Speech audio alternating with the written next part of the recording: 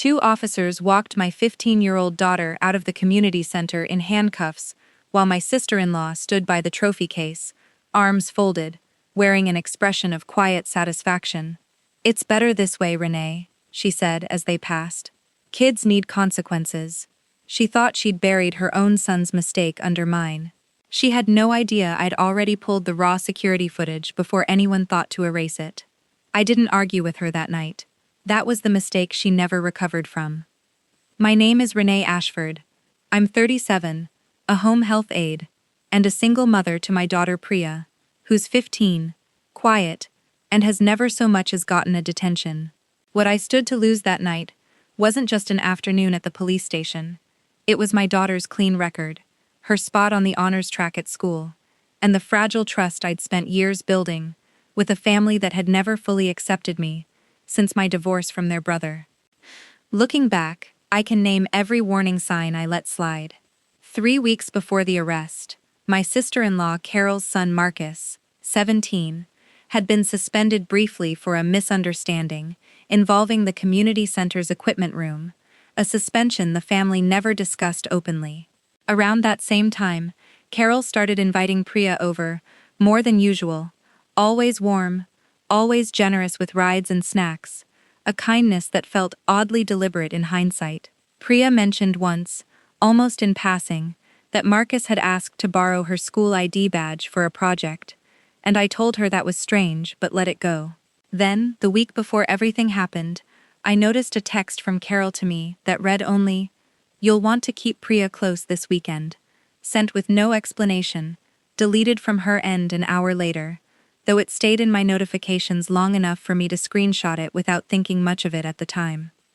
The twist came the following Monday, when the community center's director called to say $4,000 in audio equipment had been vandalized and stolen over the weekend, and that security footage showed a student matching Priya's description entering the equipment room using a keycard registered to her.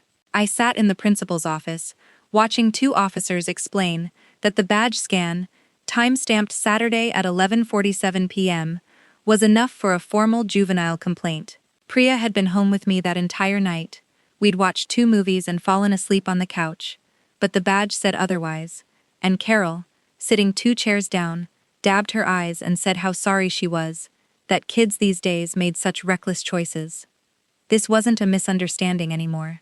This was a plan, built around my daughter's badge, and I intended to find out exactly how it had ended up in someone else's hands. I didn't confront Carol. I called Denise Whitfield, a family friend and retired forensic auditor who'd spent 20 years reviewing digital evidence for insurance fraud cases.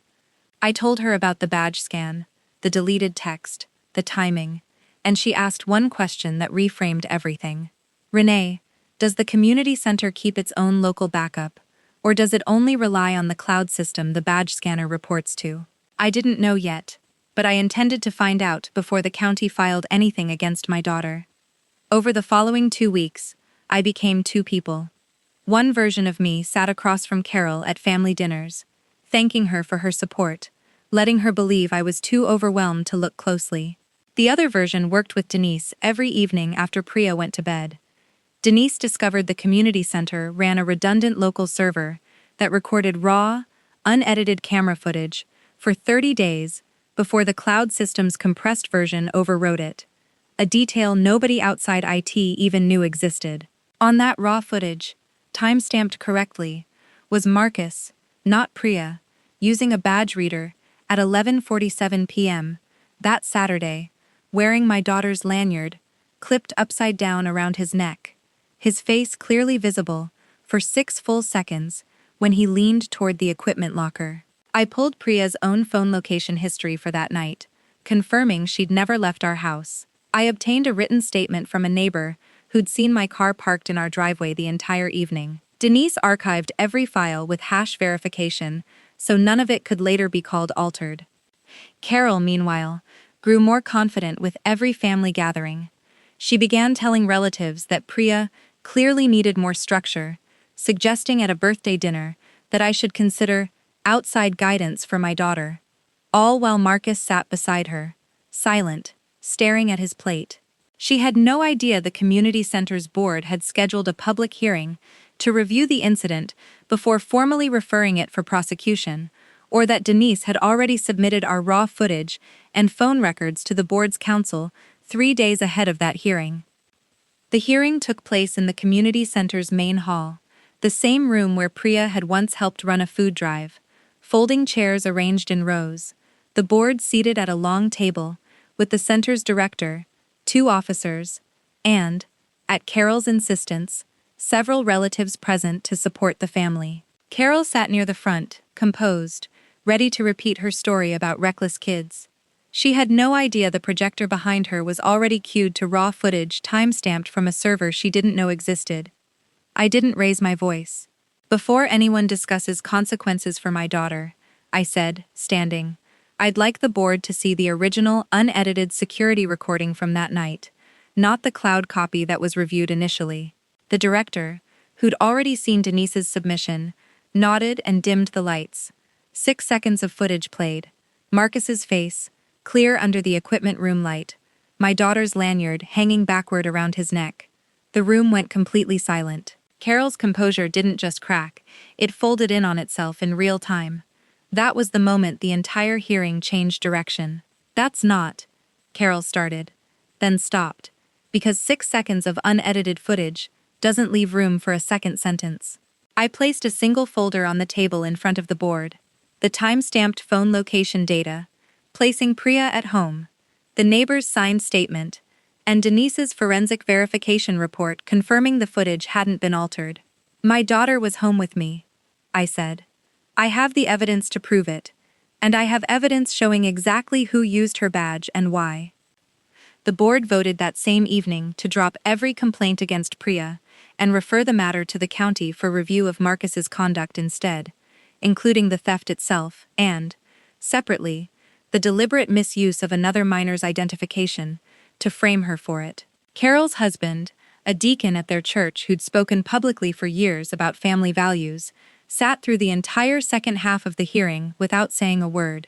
Marcus, when questioned directly by the board's counsel, admitted he'd taken Priya's badge from her backpack during one of those overly generous sleepovers Carol had arranged, and that his mother had known about the theft within a day of it happening and helped him decide what to say if anyone asked.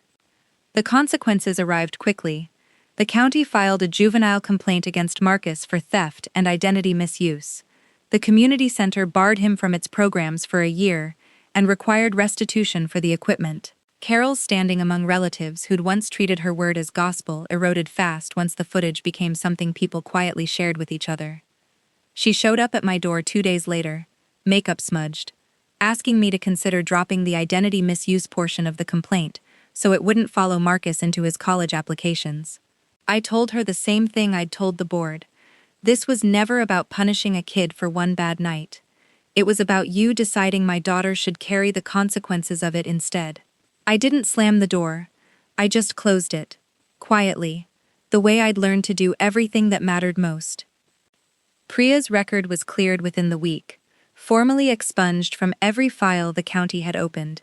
She went back to school without the story following her, because the truth had been established clearly enough that nobody needed to whisper about it. I don't spend much time thinking about Carol anymore. Mostly I think about how close I came to letting a badge scan and a grieving mother's performance decide my daughter's future, and how grateful I am that I trusted the quiet instinct telling me something didn't add up, instead of trusting the family member telling me to let it go.